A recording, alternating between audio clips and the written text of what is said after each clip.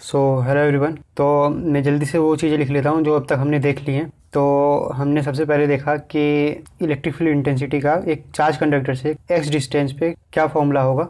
तो हमने देखा था कि ई बराबर जो होता है वहाँ पर हमारा, मान लो कुछ चार्ज पे, कंडक्टर पे चार्ज क्यू है, अपॉन में 2 पाई एप्सिलॉन एक्स डिस्टेंस के लिए हम बात कर रहे हैं, मान लो तो एक्स, ठीक है।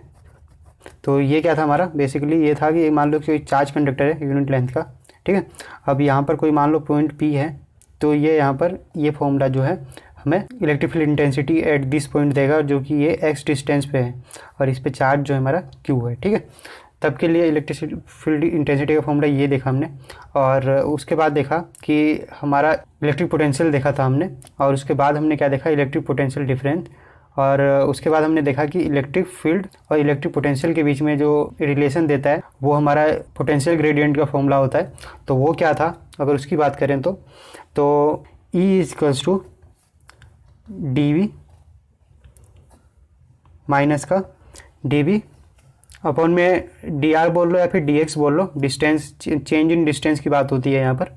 तो मैं डी एक्स लिख लेता हूँ, यहाँ पर भी एक्स था। तो अब यहाँ से हमने क्या देखा, क्या हम इसे ऐसे लिख सकते हैं, इंटीग्रेशन और फिर इन्फिनिटी से एक्स पे ला रहे थे तो, और माइनस ई डी एक्स, ठीक है। ये हमारा पोटेंशियल का फॉर्मूला हो गया। उसके बाद अब यही अगर हम बात करें कि इसी फॉर्मूले को अगर हम ये माइनस साइन हटा दें यहाँ से, तो क्या हो जाएगा, ये हो जाएगा हमारा X infinity, X to infinity E D X. ये हमारी इंटीग्रेशन की एक प्रॉपर्टी होती है। अगर यहाँ पर माइनस साइन है, अगर हमें लिमिट चेंज करनी है, ऊपर की नीचे, नीचे के ऊपर करनी है, तो यहाँ पर माइनस साइन लगा के हम कर सकते हैं। तो यहाँ पर हम माइनस साइन हटा रहे हैं तो ये लिमिट जो है हमारा वापस एक्सचेंज हो जाएगा, मीन्स ऊपर का नीचे, नीचे का ऊपर, ठीक है। तो ये हमारा वी का और ई का रिलेशन आ गया। यहाँ तक हमने देख लिया था, ठीक है। उसके बाद हमने क्या देखा कि एक कंडक्टर है, मान लो ए, ठीक है। ए कंडक्टर है, इस पर क्यू चार्ज है, ठीक है। अब और इसकी रेडियस जो है हमारी आर है, ठीक है। इस पर पोटेंशियल कितना होगा उसकी बात करें तो मैं इसे अलग कर लेता हूँ, यहाँ पे लिख लूँ तो हमने क्या देखा था, v हो जाएगा हमारा, इंटीग्रेशन कहाँ से कहाँ तक का होगा, r डिस्टेंस कंडक्टर पे देखना है हमें, r से कहाँ तक होगी इसकी लिमिट, इन्फिनिटी से हम लाए थे चार्ज को, ठीक है। अब e की वैल्यू मैं लिख लूँ तो ये है q 2 pi epsilon x dx, ठीक है। अब v, अगर अब मैं बात करूं कि ये वाली टर्म देखो, q अपन में 2 पाई एप्सिलॉन, ये कांस्टेंट है तो मैं इसे बाहर लिख लेता हूँ, काम करता हूँ 2 पाई एप्सिलॉन अपॉन, अब अंदर क्या रहेगा हमारा, लिमिट इन्फिनिटी यहाँ पर r, ठीक है। और ये 1/x dx, ठीक है।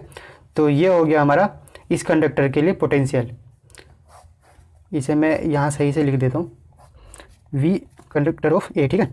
क्या, q 2 pi epsilon integration r to infinity 1/x dx, ये इस कंडक्टर पर है।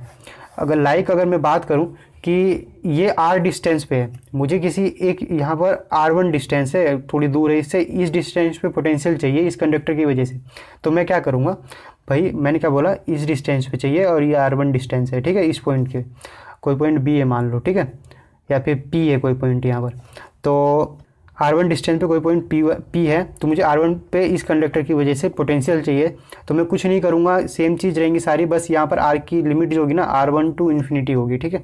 इन्फिनिटी से हम चार्ज जो है यहाँ पर लाएंगे यूनिट टेस्ट पॉजिटिव, जो मैंने आपको पिछली वीडियो में बताया था। अगर आपने पिछली वीडियो नहीं देख रखी तो प्लीज़ आप जाके देख लो, तो आपको ये सारी चीज़ें अच्छे समझ में आ जाएंगी।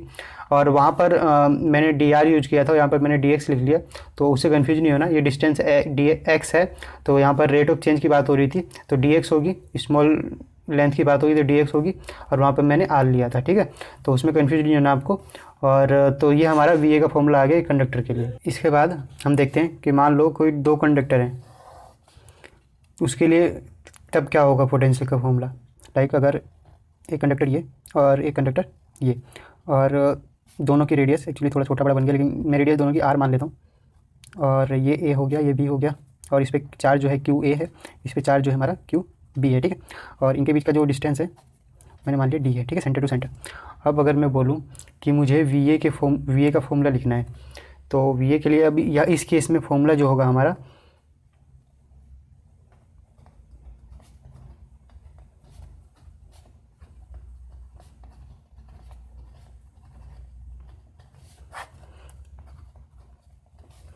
पहले तो इसका पोटेंशियल देखेंगे हम ए कंडक्टर का, तो वो क्या होगा हमारा, आर है, आर टू इन्फिनिटी ई कितना होगा इसके लिए, क्यू ए अपॉन में यहाँ पर आएगा हमारा 2 pi epsilon X D x, ठीक है, प्लस इस कंडक्टर बी की वजह से जो ए पे जो पोटेंशियल होगा ना वो कितना होगा उसकी बात करें तो देखो, अब कंडक्टर बी से जो है हमारा ए पे निकालना है, मतलब ए पॉइंट पे निकालना है कंडक्टर बी की वजह से, ये है मैटर।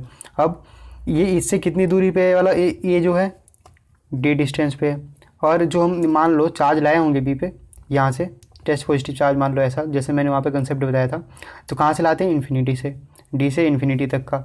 तो अब इसके लिए जो हमारा चार्ज है वो कितना है, क्यू बी, और अपॉन में 2 pi epsilon not x D x, ठीक है। तो ये हो गया हमारा वी ए के लिए।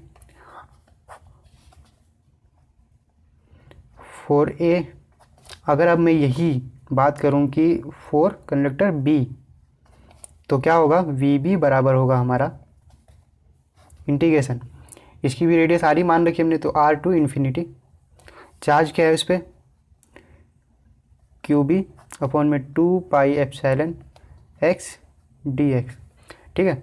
और प्लस में अब ए की वजह से जो बी पॉइंट पे पोटेंशियल है उसकी बात करूँ मैं, तो कितनी दूरी पे है बी पॉइंट इससे, डी डिस्टेंस पे, कहाँ से है, इन्फिनिटी से लाए हम, और फिर इसके लिए एक चार्ज कितना है, Q A 2 pi epsilon X D X, ये हो गया इसके लिए, ठीक है।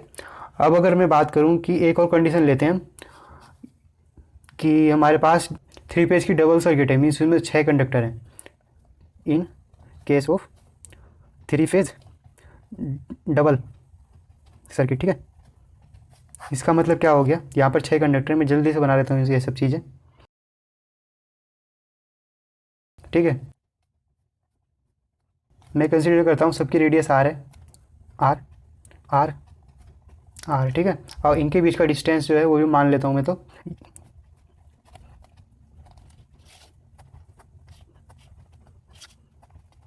D5, ठीक है, ये हो गए हमारे। अब अगर मैं बोलूँ कि कंडक्टर ये कोई ए है और B C D E F, इसी अकॉर्डिंग इनके ऊपर चार्ज है कि ए कंडक्टर पे हमारा क्यू ए चार्ज है, बी पे हमारा क्यू बी है, और सी पे हमारा क्यू सी है, इस पे हमारा क्यू डी, इस पे हमारा क्यू ई, इस पे हमारा क्यू एफ चार्ज है, ठीक है। तो हमने अभी तक क्या किया है, ये 6 कंडक्टर थे, इनकी रेडियस सबकी हमने आर मान ली, इनके डिस्टेंस को नेम कर लिया हमने, और हमने A B C D E F जो 6 कंडक्टर है हमारे, इन पे चार्ज मान लिया कि Q A Q B Q C Q D Q E Q F है, ठीक है।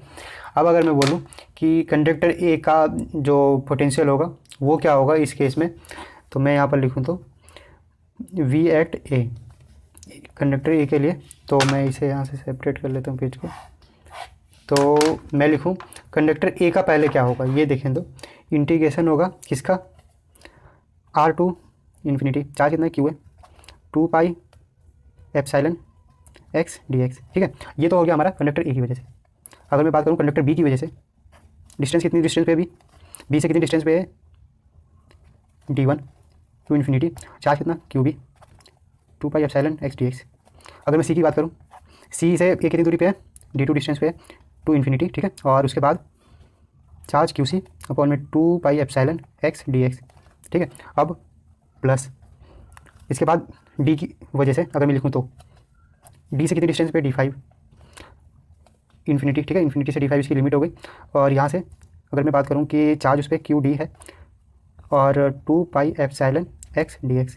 अगर अब मैं चार्ज ई की बात करूँ, ई की वजह से, ई से कितना डिस्टेंस है, D4 टू इन्फिनिटी इसकी लिमिट हो जाएगी। और उसके बाद चार्ज क्यू ई चार्ज है 2 pi epsilon X D x formula, ठीक है।